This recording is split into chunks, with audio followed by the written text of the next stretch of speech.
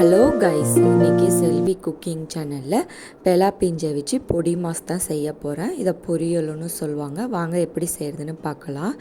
இந்த மாதிரி சின்ன சின்ன பீஸாக ஃபஸ்ட்டு அரிஞ்சிக்கணும். பெலாக்காயை அது மேலே இருக்கிற தோலை க்ளீன் பண்ணிவிடுங்க. தோலை க்ளீன் பண்ணிவிட்டு அது சின்ன சின்ன பீஸாக அரிஞ்சு அரிசி களைஞ்ச தண்ணியில் போட்டு வச்சுடுங்க. பெலக்காயை அரியறதுக்கு முன்னாடி கையில் எண்ணெய் தேய்ச்சிக்கோங்க. அப்போ தான் அதில் இருக்கிற பால் கையில் ஒட்டாமல் இருக்கும். நார்மல் வாட்டரில் கூட போட்டுக்கலாம். நான் அரிசி களைஞ்ச தண்ணியில் போட்டு வச்சுருக்கேன். இதை நல்லா வாஷ் பண்ணிவிட்டு தண்ணி ஊற்றி வேக வைங்க. நல்லா வேகட்டும், மூடி போட்டு வேக வைங்க. வேக வைக்கிறதுக்கு தேவையான உப்பு, அதுக்கப்புறம் 1 டேபிள் ஸ்பூன் மஞ்சள்தூள் இதையெல்லாம் சேர்த்துட்டு மிக்ஸ் பண்ணி விட்டுட்டு வேக வச்சுக்கிறேன். இது வேகட்டும். இப்போ இதுக்கு தாளிப்பு பார்க்கலாம். ஸ்டவ் ஆன் பண்ணிவிட்டு வானலில் எண்ணெய் ஊற்றிக்கோங்க. 3 டேபிள் ஸ்பூன் எண்ணெய் ஊற்றிருக்கேன். சன்ஃப்ளவர் ஆயில் ஊற்றிருக்கேன். இப்போ எண்ணெய் சூடானதும் அதில் 1 டேபிள் ஸ்பூன் கடுகு, 1/2 டேபிள் ஸ்பூன் உளுந்து, 3 காஞ்ச மிளகாய் இதெல்லாம் போட்டு வறுத்துக்கலாம். மிளகா வறுப்பட்டதுக்கப்புறம் அதில் 1 கொத்து கருவேப்பிலை சேர்த்துக்கிறேன். அதுக்கப்புறம் வெங்காயம் சேர்த்துக்கிறேன். 3 வெங்காயம் சேர்த்துருக்கேன், பெரிய வெங்காயம். இதுக்கு வெங்காயம் நிறையா சேர்த்து செய்கிறப்ப நல்லா டேஸ்ட்டாக இருக்கும் சாப்பிட்றதுக்கு.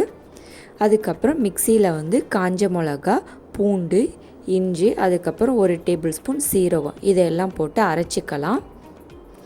இதை அந்த மசாலாவில் சேர்த்துக்கலாம். வெங்காயம் சேர்த்தோல அதில் சேர்த்துட்டு நல்லா மிக்ஸ் பண்ணி விட்டுட்டு இது நல்லா வேகட்டும். இப்போ பெலக்காய் வெந்துருச்சான்னு பார்த்துட்டு அதை ஆற வச்சுக்கலாம். வெங்காயத்தில் சேர்த்துட்டு அதுக்கு கொஞ்சமாக பெருங்காயம் 1 சிட்டிகை சேர்த்துக்கோங்க. இப்போ பெலக்காயை வெந்துருச்சு. அதை ஆற வச்சுருக்கேன்.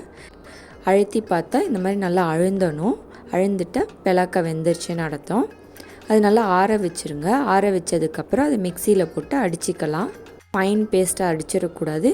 இந்த மாதிரி ஒன்றும் பாதியமாக அடிச்சுக்கணும். இந்த மாதிரி அடிச்சுட்டு வெங்காயம் நல்லா வதங்கினதும் அதில் சேர்த்துக்கலாம்.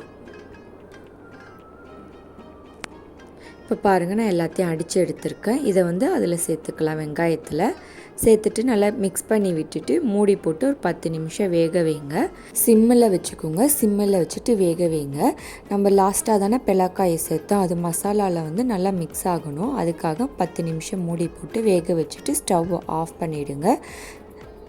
ட்ரை பண்ணி பாருங்கள், நல்லா டேஸ்ட்டாக இருக்கும். பிடிச்சிருந்தா சப்ஸ்கிரைப் பண்ணுங்கள். தேங்க்யூ.